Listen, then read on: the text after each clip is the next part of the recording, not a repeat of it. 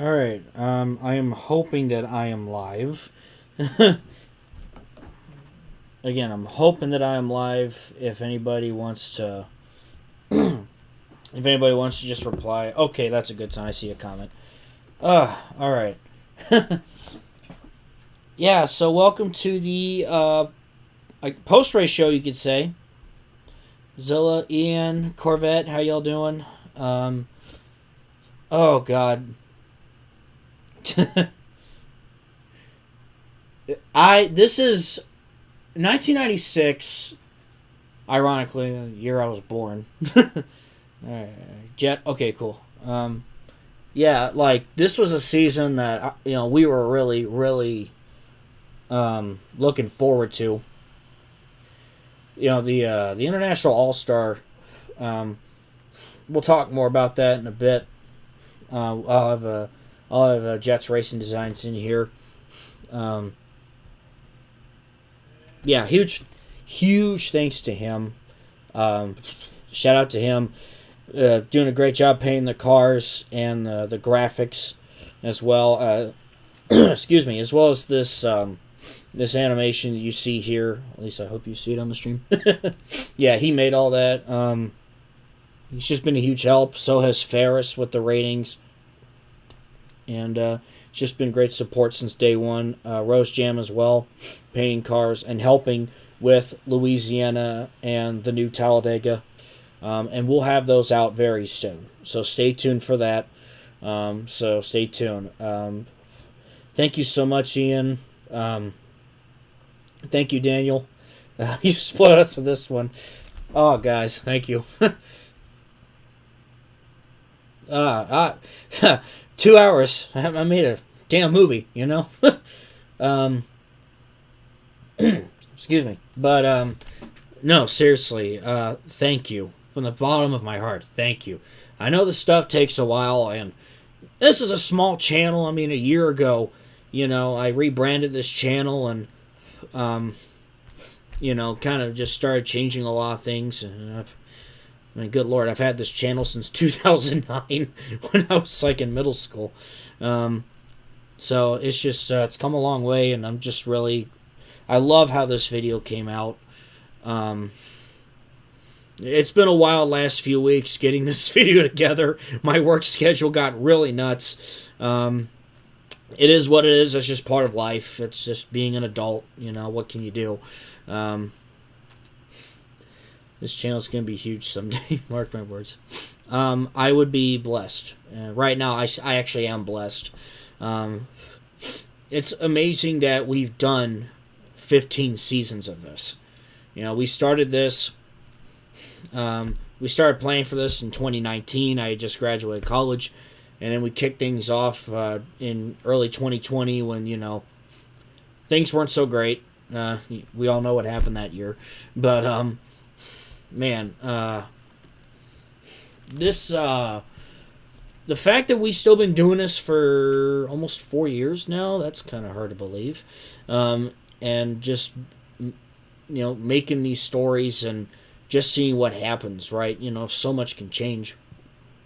And, yeah, that's what's happened. I mean, you look at going into 97. We're almost at the point of NASCAR's 50th anniversary. In real life, we just finished up the 75th season. I mean, NASCAR's in a great spot. I mean, we have the female movement, right? Patty Moyes has been great. One thing I'll talk about for Shauna Robinson is the fact that is she kind of like a megastar now? Is she a megastar? Because first, she was, in this timeline, she's practically a protege to Patty, but she also became the first woman to win a NASCAR National Championship, won the Busch Series title in 93, and then the 94 Daytona 500, and then the Brickyard 496. That's a huge deal. Let's see. The Oh No virus. Yeah, that's basically, I think I called it that one time, but that's basically what I called it because I know that, YouTube may not be thrilled. 1998 is going to be huge. Certainly. Most likely, as it stands right now, 1997 will be next. As in, I will cover 97 in that entire video. We still got a lot of plans. What's the upcoming schedule for videos? Well, we're going to start planning the next Racing Infinity here soon, and obviously start to work on silly season for 1997 and what all goes down there, what schedule changes occur, and stuff like that. I'm really happy that we were able to balance out. We were able to have all 6 series, from IMSA Stock GT to Super Sportsman to Trucks, IROC, Busch, and Cup, all in one big video. And I know the Cup portion was the longest compared to the others, but again, that's just because a lot of big things happened. The Daytona 500. I just mentioned Shauna winning the Brickyard, and what kind of effects that plays. That's something to think about moving forward. And then, of course, the championship battle, and then the International All-Star. The International All-Star was something we had this idea back in 2021. We were like, hey, Atlanta hosted the Olympics in 1996. What if? Because I think I forgot who posted it, but apparently when Dallas bidded for the 2012 Olympics, there was an idea about NASCAR or like an international all-star exhibition taking place at Texas Motor Speedway, and that's kind of where the idea sort of came from. 1997, yeah, it'll most likely it'll be its own video. I've toyed with the universe where Tony Stewart ends up at Yates. Oh, that's interesting. That's really interesting. There's all sorts of different what ifs surrounding him in general, just depending where he ran off to. I know there was rumors back in the early 2000s about him going to Ganassi or something like that. Yeah. So Jets Racing Designs. Yeah, he just released the International All-Star cars on Stunod. I'll put that in the description, and I'll get to work on getting the cars together for all the other stuff, and I'll leave it in the description. I'll make an announcement about that too here on the channel. So stay tuned for that. Man, I'm going to say, too, that I believe, I'm pretty confident, that was the most views I think I've ever had for a premiere, ever. So thank you. I really appreciate it. Oh, yeah, that was a rumor at one point about Johnson with Herzog, yeah. If NASCAR wants an international all-star race in real life, 2028. Yeah. And, I've kind of thought about, the other, I'm not going to spoil too much, but I have had thoughts about, how would an international all-star work in coming years with other Summer Olympic Games. But, yeah. LA. I know that they were talking about putting motorsport in the 2028 Olympics, but it didn't make the final cut, and I was really bummed about that because, the timing with this video, that would have been awesome. Oh well, but still, yeah, that would be really cool if they could do that. I know they're adding flag football and cricket, and I hope baseball and softball will be back in that. Anyway, I don't want to get too off topic. The plan was to get this video out during the weekend or right after the championship weekend, and we got that squared away, and everything turned out pretty good. Hope you are having a good evening. Thank you. I am. I'm feeling pretty good. Tony Stewart winning at IRP. In real life, I don't think Tony even won a Busch race yet. So I know that's kind of when he started dipping into NASCAR a little bit. So now it's going to be interesting to see, what are his plans moving forward, considering that, he just won in a stock car. There's probably going to be a lot more hype around him than in real life for sure. It's fun. You're starting to see all the stars that, people like me grew up watching and seeing how different their careers could potentially play out in the coming years. So baseball is back for 2028. Good. All right. So, oh man. But yeah, I know I'm kind of jumping around on topics. The female movement has been to me one of the key highlights of this timeline. You know, I talked about Patty, I talked about Shauna, you know, and I gotta talk about. I have to. Had a brain fart. I gotta talk about, of course, Kelly Earnhardt, because that's a big deal. And Tammy Jo Kirk, they both did really well in Busch Series in 1996. With Kelly, I read an article, I think it was from like 2012. Dale Jr. was being interviewed, and they were talking about Kelly and, you know, how he felt like that she would have been really good, and just if things had played out differently, if the climate was different and everything else, then Kelly could have pursued the higher levels. Well, I mean, here, why not, right? So that's really exciting, and she's doing great, and it's going to be, I'm really looking forward to seeing how Kelly does in the coming years for sure. Now, obviously, I can't spoil too much, right? So everything just comes down to what happens.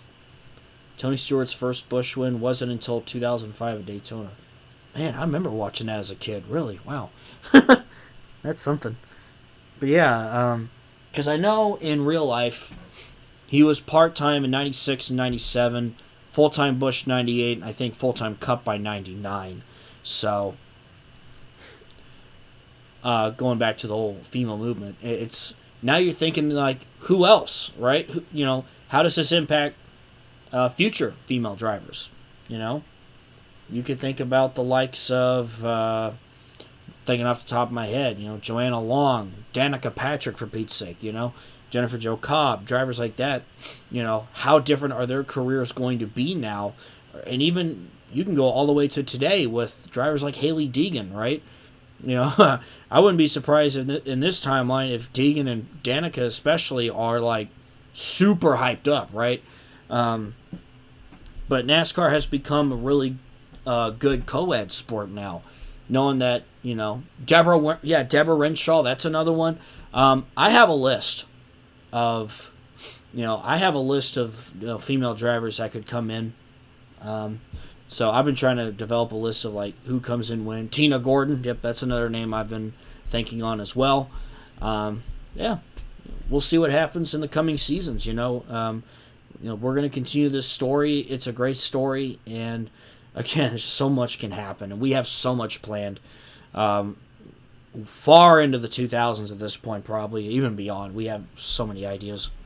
Maybe Danica's gonna be. Yeah, I mean, you know, there was. Was it like the summer of 2002 where Danica tested for PPC racing? You know, what happens there? You know, how different are things going to be for her? But I didn't want to dive too much into this in the video, but with Shauna winning the Brickyard 400, and the kart IRL split happening, you know, having a woman driver win at the Brickyard is major, right? That's a big deal. How does that affect the open wheel world? How does that affect, you know, IndyCar and kart moving forward? And again, that's just something to think about. Because, you know, I'm just sitting there going, wow. I feel like NR 2003 can be self-aware sometimes. And I will say on the video, there should be links. There are zip files to the results from every race and the standings from every race in every series. So if you want to check that out, please feel free. I'm going to work on getting a spreadsheet, like a document, a Google Doc together for you guys, where I am going to give you from 81 to 96, give you who won every race, who won the championship, and all that information for you. Did the kart IRL split happen just like real life? That is the assumption, yes. That most likely still happens. So yeah. I think we did go ahead with that. Excuse me, I gotta clear my throat. But yeah, Shauna winning the Brickyard, that's a huge deal. That's something to think about, how that affects moving forward. She, again, is she NASCAR's megastar? You know, that's what it feels like. And she's got some wins.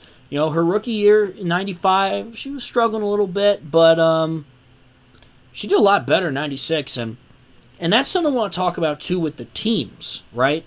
Let me see here. Sarah Fisher. Yeah, absolutely. That again, it's possible. We could definitely see her maybe moving forward. Let me see here. I'll be able to join the stream in about 15. Okay, perfect. Yeah, I'll have Jets Racing Designs. He's going to join in on the stream here in a little bit, talking about the creative process, talking about the All-Star and stuff like that. Ayrton Senna. Yeah, he is still alive in this timeline because always had the idea for it, just didn't know what to do, right? So the only disappointing part was he didn't do great in the Open, and we had this whole thing of Williams going, you know what, we're gonna do this. We're gonna have our own little team here. We're gonna have our own team here, and we're gonna go for it. And perhaps you could see that in different ways. Maybe it's like, okay, maybe Williams is like, okay, well, we got to think more about this moving forward. Ayrton Senna, he probably doesn't have much oval racing experience, but I still think he probably would have enjoyed it. Just being a part of an event like that is really cool, and that's something that that hasn't been done in real life. To have this international all-star, bring in all the greatest drivers from around the world to compete with NASCAR's best. That is so cool, right? And to be able to do it with Atlanta 96 was even better, man. We had to do it for Atlanta 96, right? So, and I mean, Patty Moyes winning it, man, you just keep adding the icing to the cake, right? Do you think Kenny Brack is going to go full-time sometime in 97, 98? With Kenny Brack, that whole thing's interesting. He drove a Petty car, and he managed to hold his own and win the International Invitational. That's really impressive. So, I can't really say much on the matter, but, anything can happen. One little moment can change everything in this timeline. That's what makes this so cool. Where was I? So much to talk about. But yeah, with Ayrton Senna, it just was a lot of fun, including a driver like him and Schumacher and Ratzenberger. And all those guys, really, just to see them race together and, see if they could take on, NASCAR's guys and, bring a sense of, coming together globally, on a global scale like that, is amazing. So, from a team's perspective, Sapco Racing has become an absolute powerhouse. And it really started when Kyle Petty won the 1992 championship, which that completely altered his career. He's done great. And then the addition of Patty Moyes, she's done great, and now Shauna Robinson. Sapco, that's a team to be reckoned with moving forward. I mean, they are.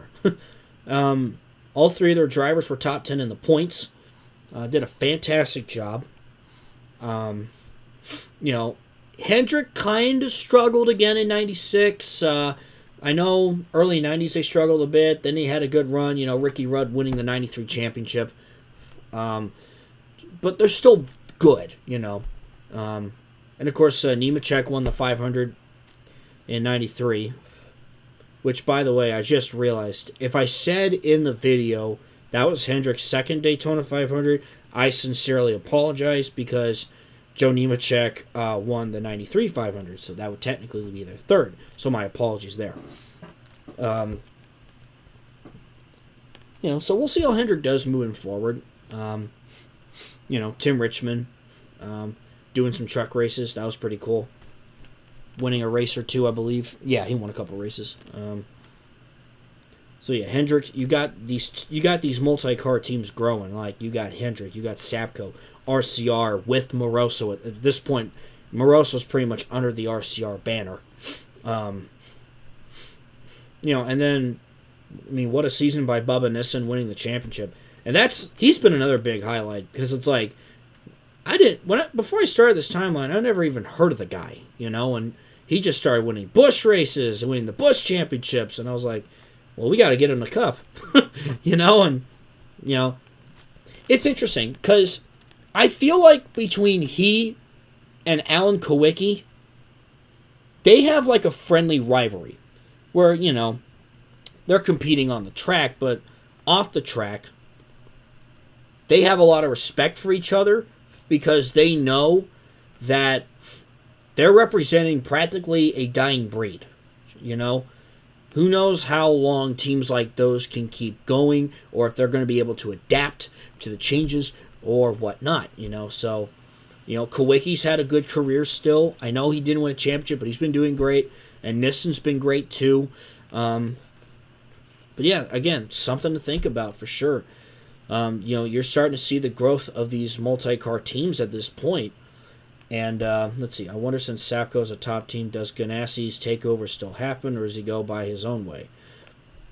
And again, that's something to think about moving forward. I've given it some thought, and again, I can't give anything away. 2001 still a while away, so, who knows, right?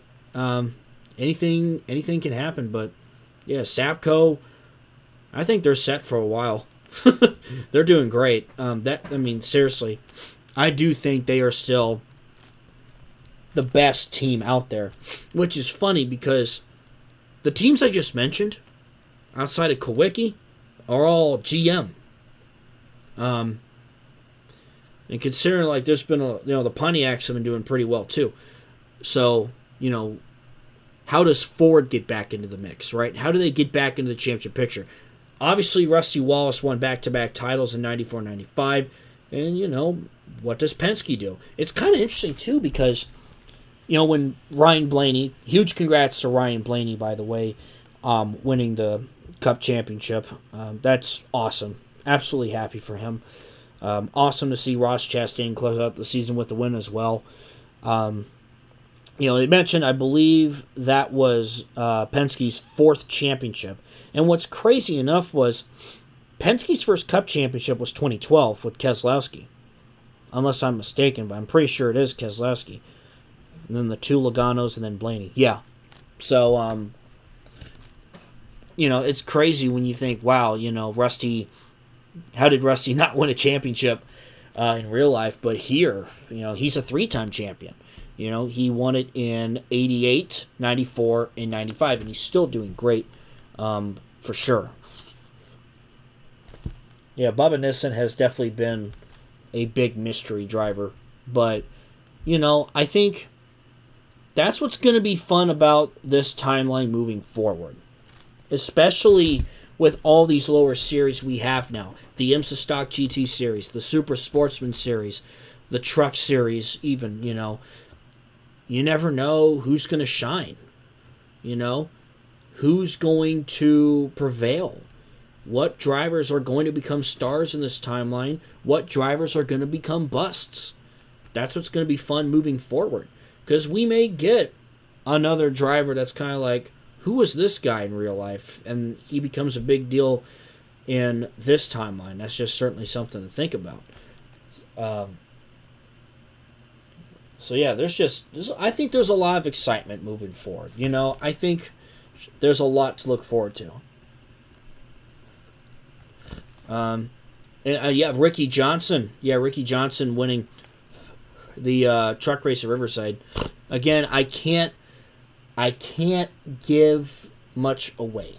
And, obviously we're still kind of waiting to see how Jimmy Johnson comes into play, but it is kind of funny that Ricky and Jimmy Johnson, off-road truck racers, both from the same freaking town, but they're not related. Yeah, that's the thing. They're not related. That's the weird part. So yeah, and it's been fun too. Speaking of tracks, to see, tracks like Texas World still exist, Riverside still exists, Nashville Fairgrounds still doing well in the Cup schedule. And again, and then we got the track boom coming up, right? We built Louisiana. We have the new Talladega, and who knows what's next, right? And again, I've had some ideas when certain tracks come in onto the scene, but again, I'll leave that to you guys to speculate until it all comes out. So, oh man, what else? Yeah, Louisiana was fun. Seriously, I really thank Rose Jam for all of their hard work on that and the new Talladega. And getting that all together. That is true. Jimmy Johnson does have a couple of young brothers. Yeah, Jarrett and Jesse. Yeah, good point. That's a good point. I know Jarrett did drive in NASCAR for a little bit. I'm pretty sure he did. Yeah, speculation's fun. I love that you guys speculate. That's awesome. I want you guys to discuss stuff and talk about like what you guys think's gonna happen. And meanwhile, when I do the races, I get to sit back and go, oh, I can't wait for them to see this. Because, I need the Busch Series, right? Mike Harmon winning at Daytona. What the actual what? When that happened, I just sat there and went, there's no way, right? This game, man. NR 2003. Yeah, Mike Harmon winning the Busch race at Daytona. I didn't discuss it much in the video. Unfortunately, he didn't really do much. He ran the full season thanks to that win, but he didn't do a whole lot after that. But he's going to have a bit of a bigger presence just because of that win, right? So, we'll see how that goes. We'll see how that goes moving forward. Daddy Harmon mentioned. It was insane. I mean, I'm sitting there going, oh, God, I can't wait to see you guys react to this. And I even said it in the chat. I was like, I can't wait for you guys to see this. This is nuts. Big Daddy's barbecue sponsorship. Yeah. Again, we'll see what happens, right? So, we got to talk about Chad Little. I mean, I don't know what it was. He was just on the whole Busch season and just dominated. And it's not only the fact that he won 9 races. He swept all the road courses, which is insane. Has Chad Little become a road course ringer? Again, that's worthy of moving up to Cup, right? So we'll see how that all nets out. Little the Chad. Yes, sir. Little the Chad. The mighty John Deere car.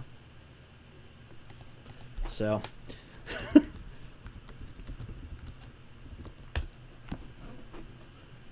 Let's see. Can we see more non-American competitors racing Calder Park in 97 onward, as well as the 2000 Olympic All-Star race in Sydney, Australia?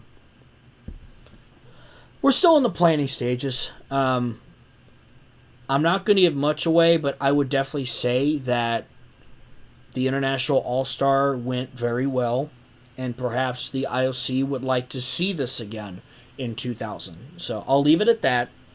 But, that's certainly something to think about. Chad Enormous. Chad Little's going to be Chad Big soon. Oh, gosh. But, yeah, Chad Little, man, he was phenomenal. The other thing is, what was I going to say? Oh, Casey Elliott. He had a major championship hangover, and so he's going to be a driver to watch for 97 to see if, depending on what happens, how he does, how he turns things around moving forward. So, with that, we we talked about the All-Star and all that. I'm going to bring in Jets Racing Designs here in just a moment, and we can talk more about the creative process and everything else. Because he played a huge part in this, and I'm really thankful for all of his help in this. So I'll go ahead and get him on here. I should probably turn my... You got me? Yeah. Got me? I'm on air? You are on. All right. I will try my best not to get us demonetized. I feel like that's an easy task these days. How's everyone doing this evening? Hope you all enjoyed the 2-hour premiere. As y'all know, I am Jets Racing Designs. I am the man who did, I don't know the exact count, but I believe over 30 cars in total for this video. I did all but one of the All-Star cars, and I did a good chunk of Super Sportsman and Cup cars as well, which has been great for me. I also did all the graphics that you saw throughout the video and that kind of stuff. And I've also kind of been Alex's background, I guess, ghostwriter. So I've helped him out with the script some, and I've seen the video in full basically 3 times before tonight. So I put a lot of my time into helping make this come out as great as possible, and it's been great to make it happen. Yeah, absolutely. Yeah, so I love Alex to lead the discussion, but I want to just know straight up from you guys in chat, are there any favorites among the All-Star cars especially? I'd love to hear what you guys think was the best schemes. Yeah, I'd love to hear what these guys have to say with the All-Star cars. Alex, I know you're, besides for the MTV car, since I know you're a big fan of that, what would you say your favorite is? Man, I think it's just the 90s nostalgia. I really enjoyed Brundle's car. I liked Kenny Brack's car for sure. Just something about the H&M car was really cool. Mario Andretti's EA Sports car was pretty cool too. Yeah, you did a fantastic job. And the car I did, by the way, was Christian Fittipaldi's 91 car. I helped paint that one. Let's see. Zilla says the 62, 63, or 32 are his favorites. Yeah. All good options. Yeah, I'd agree with you, Alex, that Andretti was one of my favorites because I know I have a few more complicated ones, but I really love the simple style that I had with the one from Andretti, because I love how you can do a lot with a white base, and that's my own commentary. Here's a bit of commentary on what I think about design in the sport today. I feel like too many teams chicken out on white bases just because it makes them look unsponsored, but you could do a lot with it. So I want to see more cars with white bases in the sport, and I love what I did with that Andretti scheme, where I kept it simple with the white base, but I did a lot with the stripes and made something really cool out of it. I guess I think Delmont's car fits into that category too, technically, even though that got a lot more blue in it. Yeah, that 62 was really nice. I really like that one too. Yeah. But yeah, I was... yeah, Alex, you lead the discussion. It's your stream. Yeah, like I said, at the start of this stream, I mentioned how this International All-Star thing was like 2 years for us in the making. I think we had this idea back in like 2021. Yeah. So. Yeah, that all started because it was shortly after we had the original concept for these two brand new series, because that idea originally came about all the way back in the summer of 2021. I remember that because that was when I started college and I did a summer program with them. And that's when I first gave Alex kind of my pitch on the idea. I think Alex talked about this in the live stream after the 93 to 95 video, but the original concept was that NASCAR just wasn't going to do truck racing at all. And there was just going to be this reformatted Busch series that was going to have some bigger tracks, Super Sportsman series, and the Stock GT series for road courses. Ultimately, we backed off on that a little and decided to do this three national series system where each one kind of is designed to stand on its own, but also be a prospect series. And each of them kind of has their own unique stance with it, with, I guess you could say, an advantage and a disadvantage, because Super Sportsman is mostly a short track format, which has its advantages to some, but doesn't have as much training for bigger tracks. Trucks has the bigger tracks in a wide variety, but obviously trucks are different to drive. And Stock GT is just a completely creative, its own thing that we came up with that I really love how it came out, especially from the design standpoint, because this was something a little bit behind the scenes for you guys. I was the one that kind of came up with the overall concept for how stock GT cars would look with like the numbers and stuff. And we had like, Alex, what did you say? We had like 4 different alterations before we decided on what we wanted.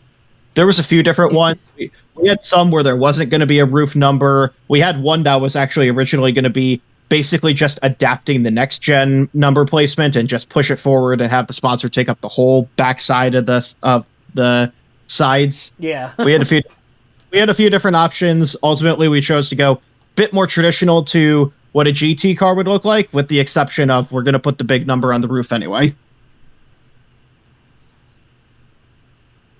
Yeah, and yeah, we went through a little process, and we finally figure out what to roll with on that, and it's been a lot of fun, especially just figuring out what drivers go where.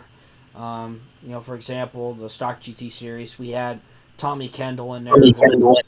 At the time, he was dominant in SCCA, and bringing in the likes of like Darren Brassfield and Bill Lester and Ron Fellows and John Andretti and the likes of that. And then, truck series, some guys who have been up and down, struggling, they went down there and tried to find a resurgence, and Jeff Bodine led the forefront with that, which man, the truck series championship came down to the wire. I mean, I will explain that whole thing. So score 4, I use score 4 to, I use it to obviously do the points.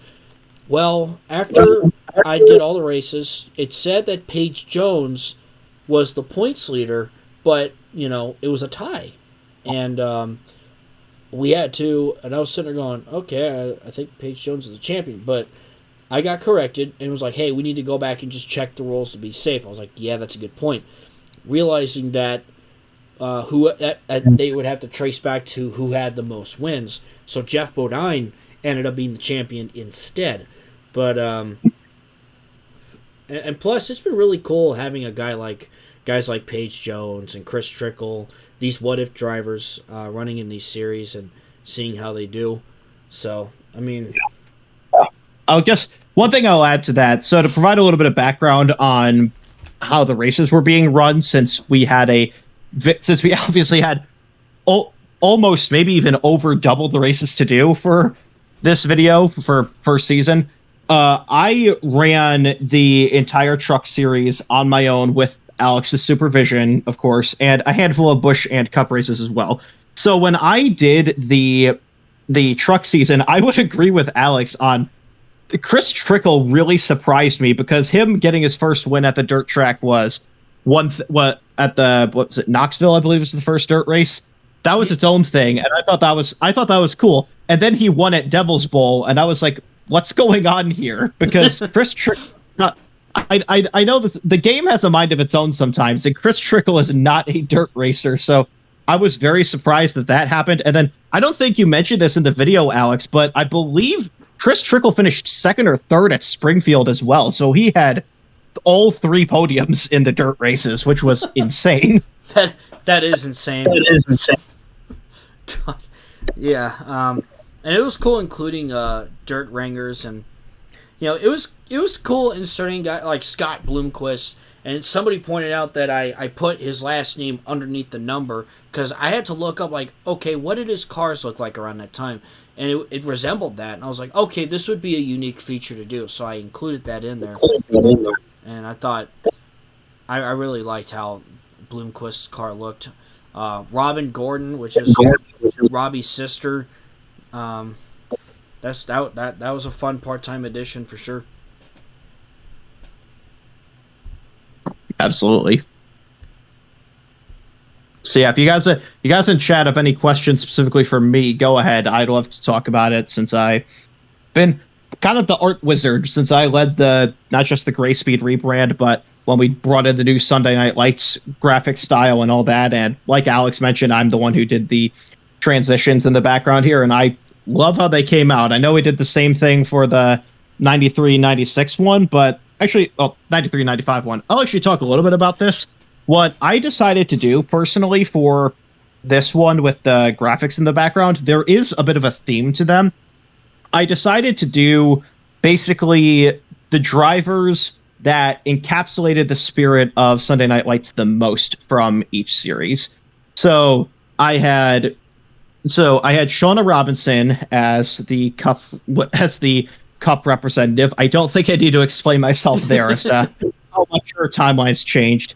I did the Dale Jarrett. I chose Dale Jarrett for Bush series, even though he didn't do much, just because I feel like even though that's a bit more on the negative side, it's still a matter of look at how much this timeline has changed, and it's still something unique with that. Mm-hmm. I did Tim Richmond for IROC primarily just because of the fact that Tim Richmond is a what-if driver, so I felt like he was the best choice there since IROC doesn't have a ton of extra options, but still I chose to do that.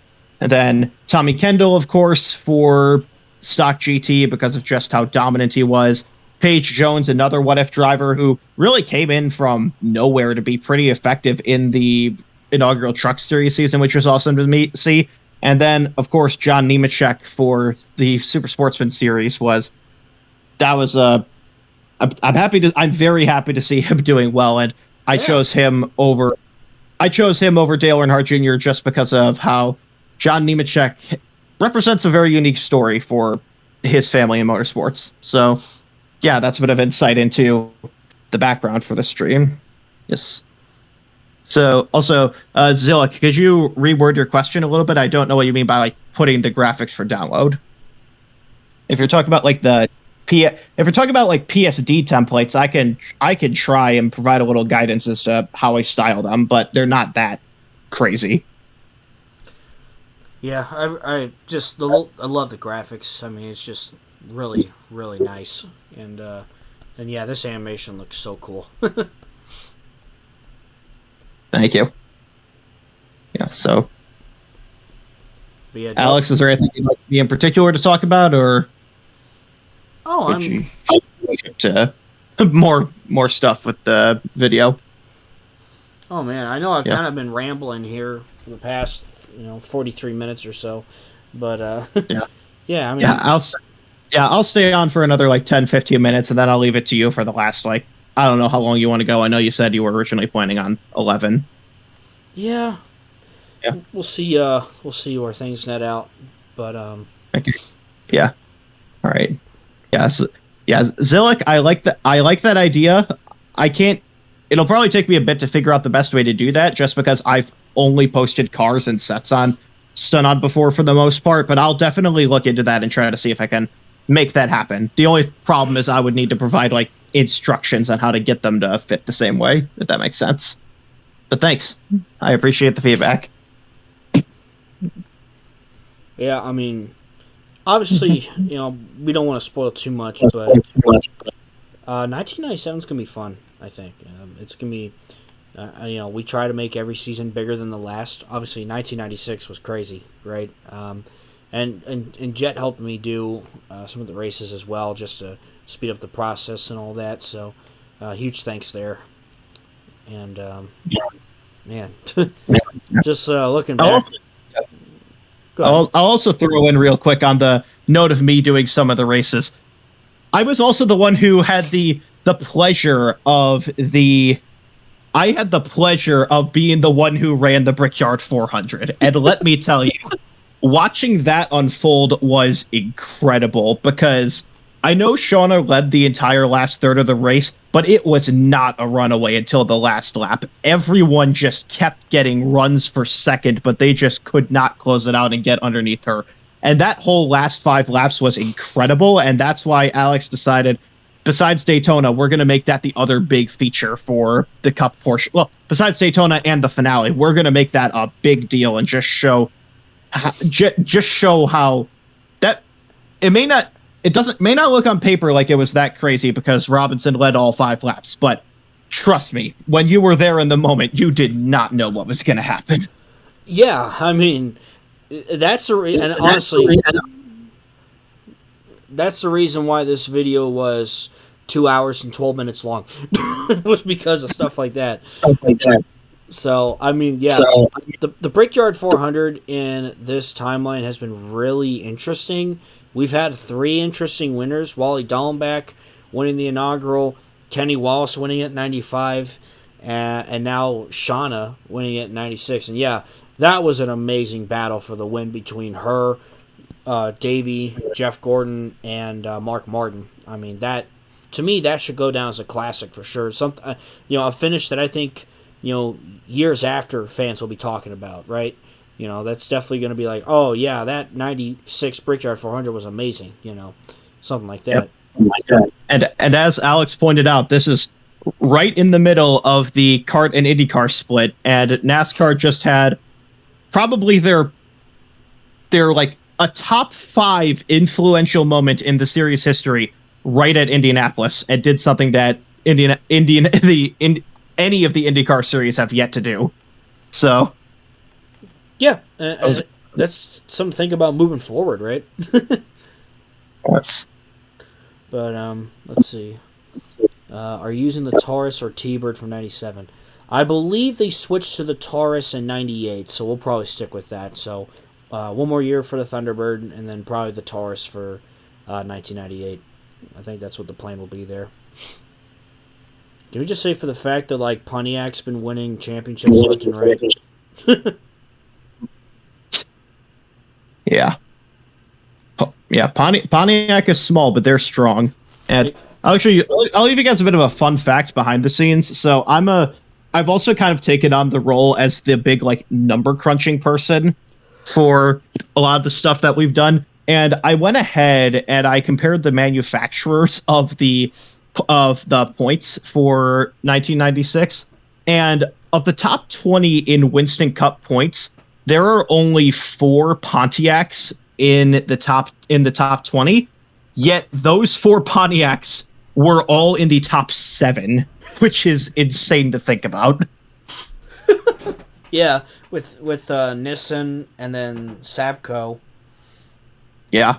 So yeah, and as you touched on earlier, Sabco, make no mistake, even though Sabco hasn't won a championship in a few years, they are still easily the best team in NASCAR. And in fact, I'm not sure if you guys paid attention during points in the last section.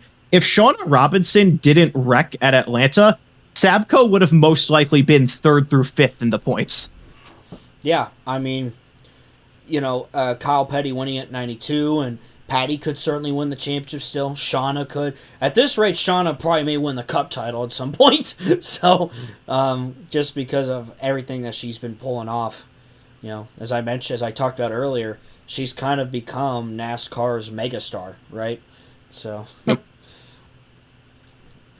Patty Moyes paved the way, but Shauna Robinson is doing something unprecedented. Yeah, and I think the sport has a good amount of popular drivers at this point. Even Jeff Gordon, who I know hasn't had as many wins, but again, Bill Davis is a newer team. Ford has given a lot of money to them, and he's doing good. Jeff's still doing good. Bill Davis is still doing good. So they're going to be fun to watch in the coming years for sure, to see how they grow and stuff like that. Yep.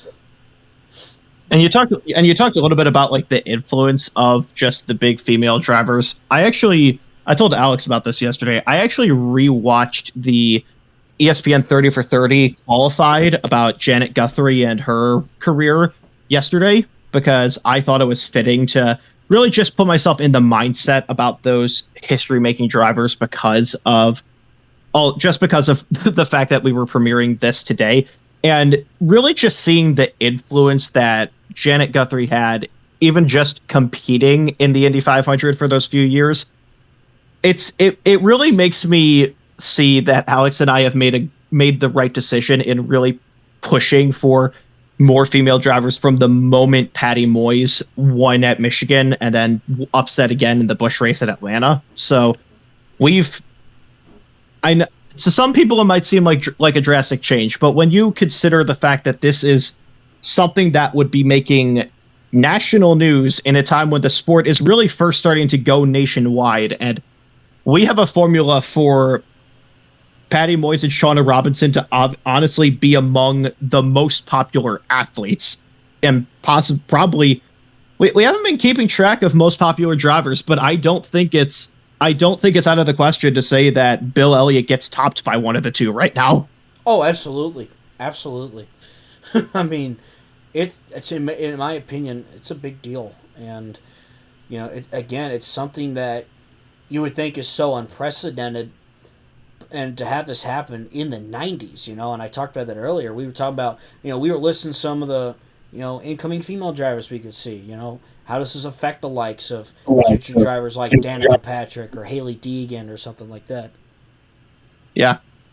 Especially because of the fact that it's through NASCAR. Because one last note on the 30 for 30 that I just mentioned, there's one section in there when Janet's reflecting on her time in NASCAR where she mentions that being a female driver in the Indy 500 was tough enough, but some people felt like getting to NASCAR would be even tougher just because of the strength that would be required to drive those kinds of things. And she felt like even being able to race in the middle of the pack there is still a sign of the strength that female racers can have. And her best finish in NASCAR, I think, was 6th, I want to say. And then now here we are in Sunday Night Lights where we've had women win 3 out of the 4 crown jewels, because remember, Patty Moyes won a Coke 600 as well. So yeah. That is true. It's wild.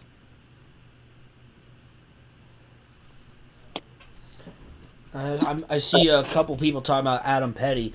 Yeah, it won't be long till he comes into play, and we've kind of tossed around back and forth how different do things play out for him with the success of his father and everything else, because Kyle Petty's had a great career. He's really that 92 championship really altered things a lot, and that's what's kind of began Sabco's rise to stardom in this timeline. So, there's just so many things that can happen still. Yeah. Let's try to think of what else to bring up or talk about. I think I've covered a lot. Obviously, if I'm missing anything, I can always bring it up later. I'm wondering, since Chris Trickle is still alive, how does that affect the Busch brothers? I think we'll still see them.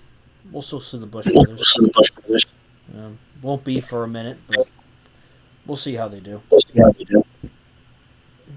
Something to keep in mind that we're really excited to play around with is just the fact that if you consider the fact that ARCA is still going on in the background and is still fairly strong, we theoretically have more seats open because of these 3 national series. So even if they each have their own specific purpose, there's more opportunities for guys to rise to the top. And even if some of these guys like the Busch brothers or other rising stars that we know today, even if they end up not panning out in our timeline, you're still almost certainly going to see them. They're going to give it a shot somewhere. Yeah, and like I said, that's what's going to be great about having these different series now, is seeing who can rise to the occasion, who's going to end up having big careers in this timeline.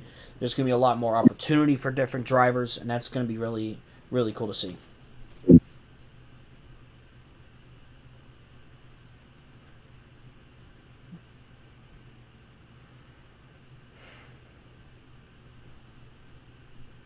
So yeah, Alex is there. I'll be off in a little bit if there, so I can leave Alex to close out for the last 15 minutes, however much he wants to do. But anyone have any last questions for me, or Alex, if you have anything you'd like me to share or even just ask me about, go ahead. It's been great to join again. Yeah. I can't think of anything else to bring up at the moment. But this whole this whole process was fun. It was a great experience, and it's also helped me improve content with his help and with all of our creative minds and everything else. How do you come up with your scheme ideas? Oh, that's a loaded question because I don't. A lot of people would tell you about how they have like a process, but I honestly don't have like a coordinated specific process. But I'll talk a little bit about a few of the all-star cars that I can think of that came to mind. I feel like Yannick Delmas was the first all-star car that I completed for real. And the reason I came up with that is because I wanted to experiment, and you can go ahead and look this up, but the car that Yannick ran in the 1996 24 Hours of Le Mans has I didn't copy that scheme, but it has a similar concept to it where it's got a mostly white base, but with like these graffiti streaks for Mobile One and that kind of stuff. So that was, speaking to the all-star portion, that's how I came up with that idea. I guess another one I can mention with that is with the pair of Ferrari drivers with Schumacher and Irvine. I wanted to give them similar looks with the red bases, but still have them have similar characters since they're not teammates in the NASCAR side, since one ran with Penske and the other ran with Childress. So that was something where I just kind of took simple inspiration from the basic red that Ferrari had, but gave each of them a bit of a twist with their concepts. I'm going back through to think of another good example. So I guess Ayrton Senna is another good one. I wanted that car to stand out, and I think that is one of the best of the set, with how I was able to really bring in both the blue and white design that Williams had with the red that Sanyo was bringing as the primary sponsor, and including that gold accent on the 18 as well. I think the gold split, the gold, what is it called, side skirt, I think that was something that, it's a small detail, but it makes the car look really good. So those are just a few good ones.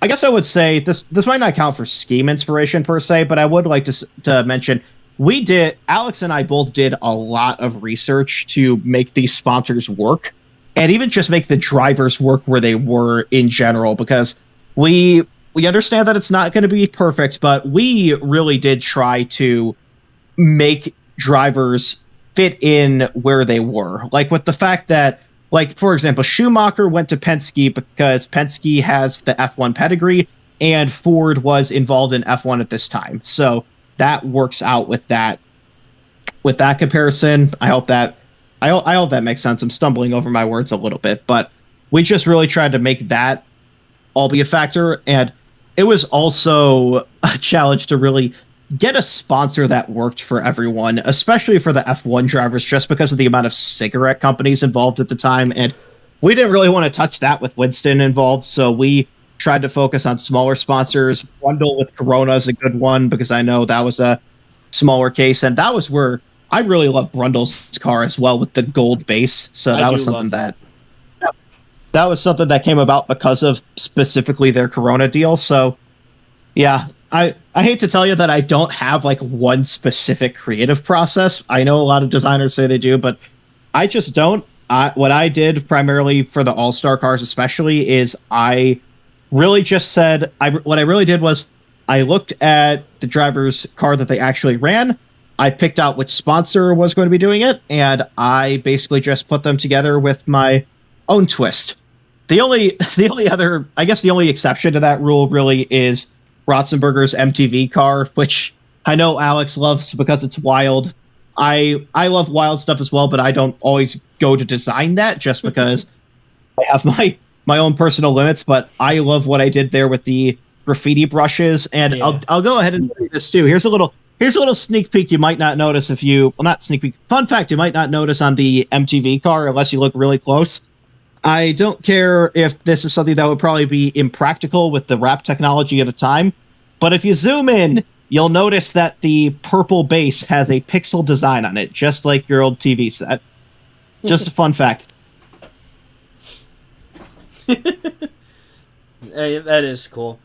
And then again, you know, some people would really enjoy the '90s nostalgia and stuff like that. You know, but yeah, that it and again, you know, it's cool. Yeah, now I'm stumbling upon my words. Right. For me, when it comes to painting cars, I don't really have a creative process either. Sometimes it's just something pops into my head. I kind of vision it, and then I just go with it.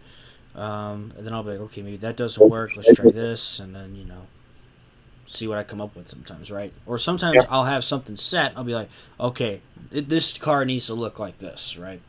Yep. I'm trying to think what car I really liked the most that I made. Man, I really like Paige Jones's truck, the Circuit City Ford. I felt like that car came out pretty well. I really enjoyed making Davies Mountain Dew car again. I think that came out pretty well.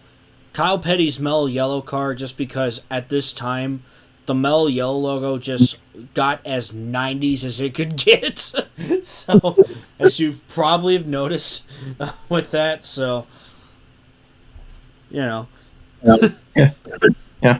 You know what? I actually do have one other story I can tell with the car.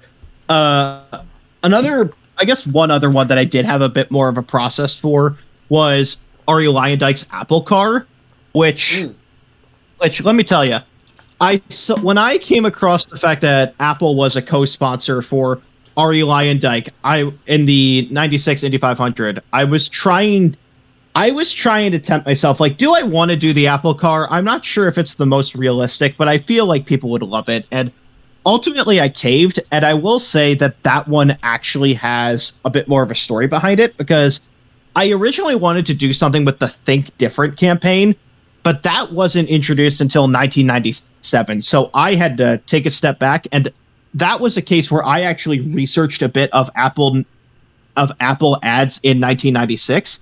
And the big trend that I noticed that's a bit different from like Apple's normal style is the fact that was really the year where they really started to promote the Apple website with the rise of the internet. So I put the www.apple.com on above the rear wheels, and it was in the straight up Times New Roman font that they used in their print ads at the time. So that's just a fun little thing that I put in that. I guess that there's an example of something that I do have a bit more of a process to. That one I actually did actively research ads at the time, because I thought, if I'm going to have an Apple car, something that's never happened in NASCAR, even though it hopefully will one day, I'm thinking, I've got to get this right. I've got to nail the style. And I think I did. Yeah, I totally forgot to bring up the Apple car. I love that one too. You nailed that one. That was amazing. Thanks. Of course. Yeah. But yeah, any last thoughts or comments for me, Alex, before I head off and leave it to you to wrap things up? I don't think I have anything else. Yeah. Well, thanks for having me on, and of course, thank you all for your support being involved in this. I can't wait to see what's to come. We've already got some '97 ideas that we're excited to put into motion if we can find a way to make it all work. And we've got a.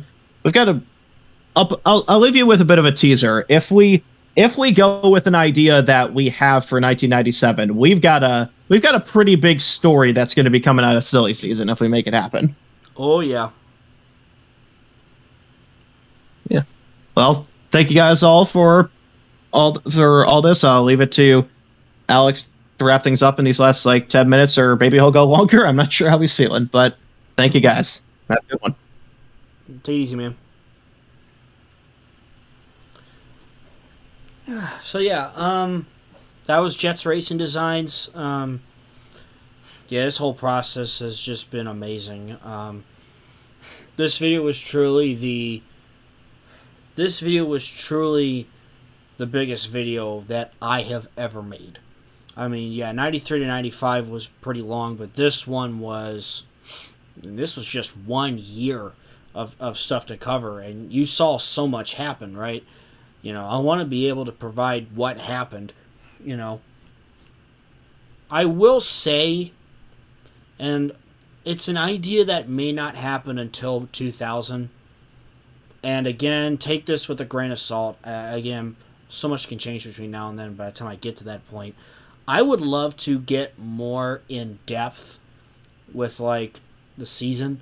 Like, so for example, let's get to like 2000, what if I did one video equals a race week, and I'm able to, like, every day, every other day, you see something and you see a video covering a race week. So for example, it's like you get a week where there's Super Sportsman, Trucks, Busch, and Cup somewhere, right? And showcasing highlights, and then come up with some fun rumors and news for you guys to speculate on and see what's happening. And again, that's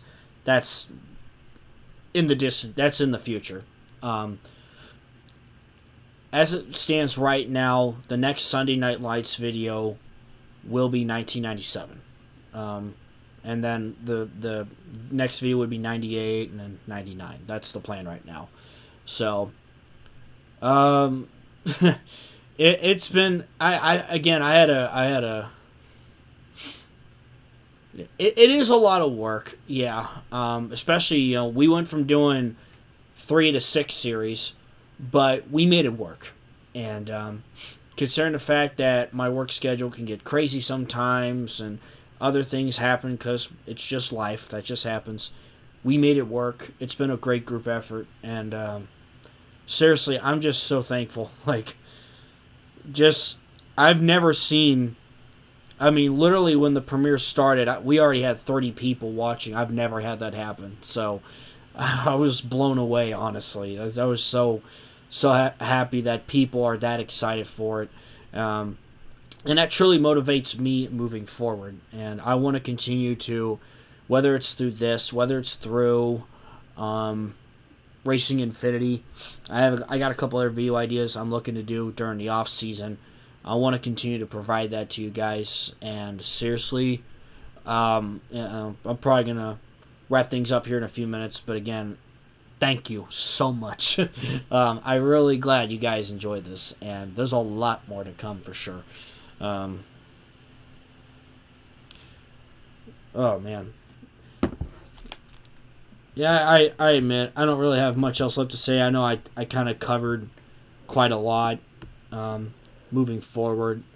What's going to happen with certain drivers and teams, and it really just comes down to running these races, and that's what makes it all fun. I just run the race, the green flag drops, and we'll see what happens. Stuff that can, form stories. I can go all the way back to when I did the 87 season, and Dale Earnhardt was leading the points going into the final race, and Jeff Bodine dumped Dale Earnhardt and wrecked him out of the race, and Jeff's teammate Terry Labonte winning the championship and stuff like that. Dale Earnhardt winning 3 Daytona 500s, and stuff like that. Stay tuned for my community posts on the channel. I'll let you guys know when I have all the cars together, and I'll have it in the description of the video of SNL 96. And I know I have the results and standings there from everything you need there, and I will work on a spreadsheet that will have all the winners and champions and everything from 81 all the way to 96. So, if you had advice for starting your own What If series like this, what would it be? And there's so many different ways you can take it. I'm starting to see a few more people make their own series. I think NBR has Driven to the Edge. I've seen a couple others. Honestly, research. Just kind of doing research on people and how the season does. Just looking up drivers or using Racing Reference and stuff like that. Research. Definitely helpful. Creativity. That's another thing. Being creative. Figure out what do I want to base this around, right? For this, it's like rewriting racing history. Do you want to do a timeline where, Alan Kowicki and Davey Allison didn't die? Do you want to do a timeline where, and again, there's so many different ideas, right? And it's just figuring out what you want it to be based around, what year you want to start in, and go from there. There's endless possibilities for sure. And I highly encourage it. I would love to see other people do what if series. I was inspired from Griffdog doing One More Spark, right? And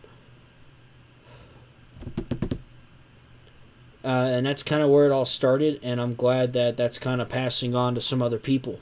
So, how do you decide the ratings for a season? Yeah, I know N ratings is kind of tricky right now.